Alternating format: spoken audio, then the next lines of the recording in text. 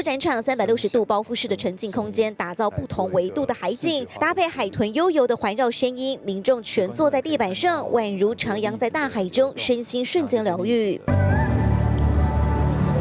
不少年轻人拿起手机捕捉自己在海中的身影，家长也带着小朋友来体验，意外的乖巧安静，大家全被眼前的光景影像深深吸引。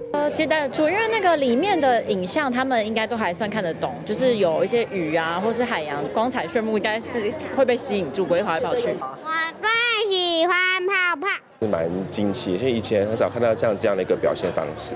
一开始感觉空间不大，就是一个厂区而已，对。但是进去你看完这4段影片，你就觉得说，哎，这其实排队这一下子是蛮值得的。近期在网络上爆红的沉浸式投影体验，以海为主题，引领观众反思海洋污染议题。虽然只有一个展区，但排队人潮却大爆满，250人还得分区等候，一等都是1个小时。